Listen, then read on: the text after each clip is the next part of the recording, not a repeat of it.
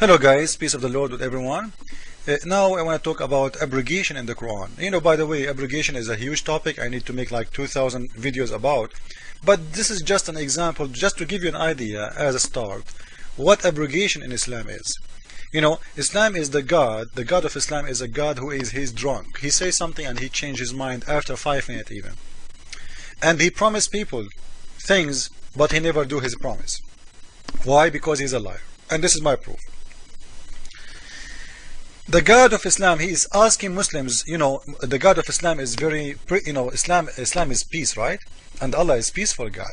This is why he's saying, "O Prophet, rouse the believers to fight." Man, he don't want them to be peaceful. He want them to go and kill. Go and attack them. Okay.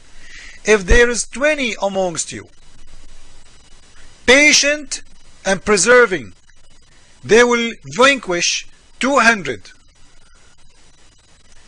Be careful in here. 20, they will kill 200. You see how Allah is encouraging them? He is using extreme promises. You know what? Don't hesitate. Just go and kill them. 20 of you will kill 200. Okay. Well, and if 100 from you Muslims, they will vanquish 1,000 of the unbelievers.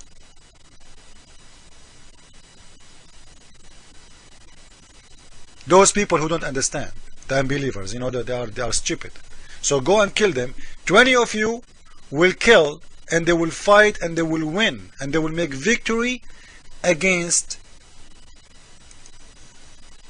200. You see it? And 100 of you, they will win against 1,000, which means 1 to 10. 1 man to 10 men, he will have the victory. Now, listen carefully what happened. Those guys, they went to the fight and they got beaten. Their ass kicked out. They lost.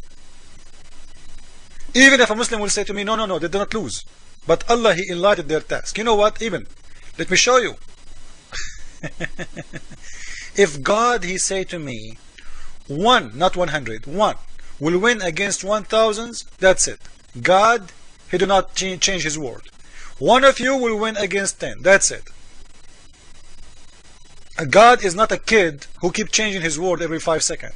If he say 1 against 10 he will win, that's it. 1 against 10 will win always. I have a weakness, I don't have a weakness, no. Why? Because Allah supposedly he knew my weakness. Now look what happened in the second verse. The same day Allah he sent another verse. Why? Because Muslims, they went to war, they came back, they lost. They are crying, "Prophet, you told us we will win. You told us 100 can fight 1,000. What happened? Allah, where is Allah?" So he told them right away to cover his ass. He said, "For the present." For the present. Be careful guys. For the present. Now. Up to date. Allah had enlightened your task, for he knew that there is a weak spot in you. Guys, when Allah he gave them this order, the first one, about 100 will fight 1,000, he don't know that they have a weak spot. So Allah is correcting his order. Is the new spot is something new? Is the weakness is new? No, because you will see in here, he's saying exactly the same.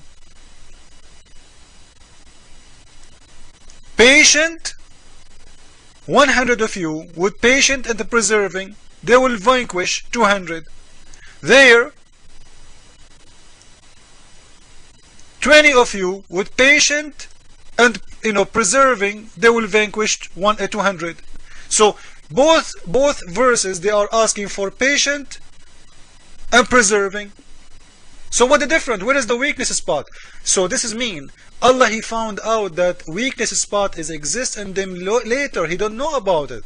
So this is why he is enlightening their task, because if he knew, he will give the order, the second verse, not the first verse, because the first verse doesn't work and there is no need to it. You know what I mean? Because it's wrong. Because those people, they cannot make it. So why Allah he give it and later he changed his mind? because Muhammad, he is making up surahs and making up verses. He just want to encourage those stupid Bedouin to go and fight for him and die for him, and whatever happened to him, who give a damn even.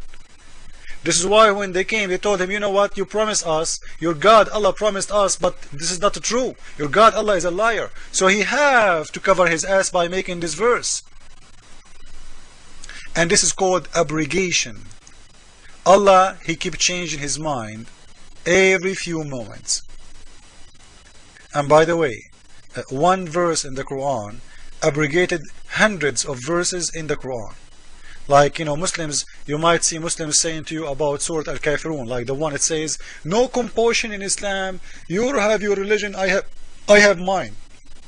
We hear always Muslims repeating this verse, the surah from the Quran. This is Al-Kafirun surah. This one is abrogated by verse, surah 9, verse 29.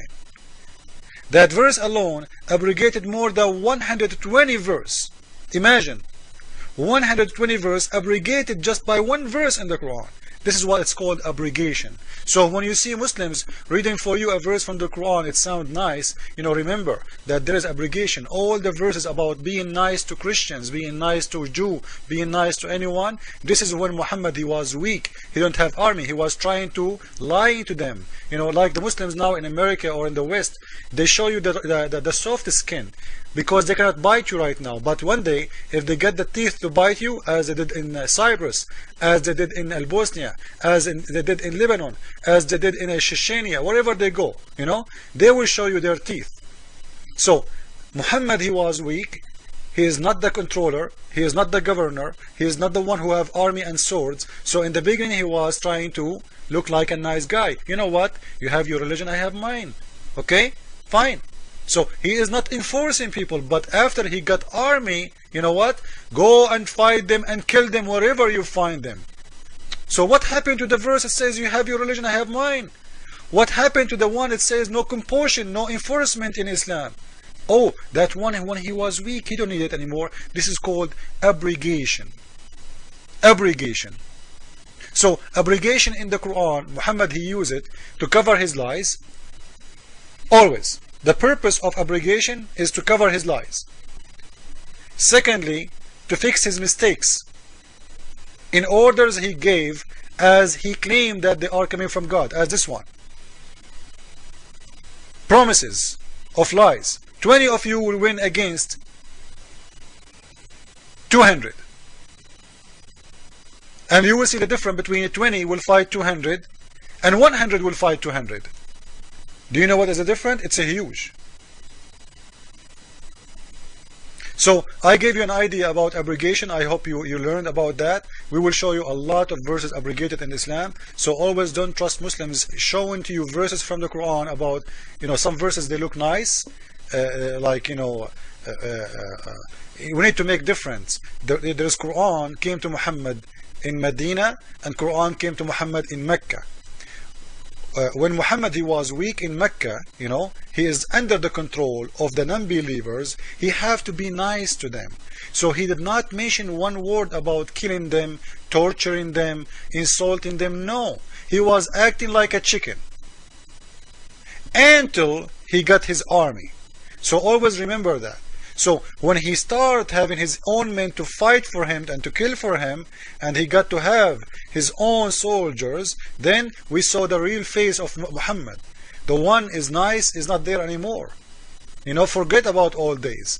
I am the one who is, his hand is upper than you.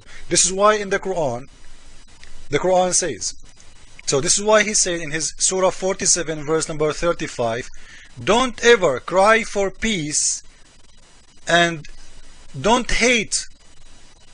Don't stop with your hate for peace as long you are the uppermost. So you have to hate peace. Don't ever cry for peace as long you are what? You are the uppermost. I think this will give you an idea. So a Muslim man, Muhammad, if he is not the uppermost, then he will cry for peace. He will say, I am a peaceful man, I don't want a war, we are peaceful, Islam is peace. But if he is the uppermost, he will say to you, now what? Death is coming. We want to kill you. We want to torture you. Either you convert to Islam or you are dead. So if you are the uppermost, don't ever love peace or cry for peace. You cry for peace temporary if you are not the uppermost until you get ready. Peace of the Lord with everyone. As you see, Islam is a religion of hate. Hate peace, hate love, hate everything is good in our life. It's satanic religion, as you see. God bless you. Jesus is Lord. Amen.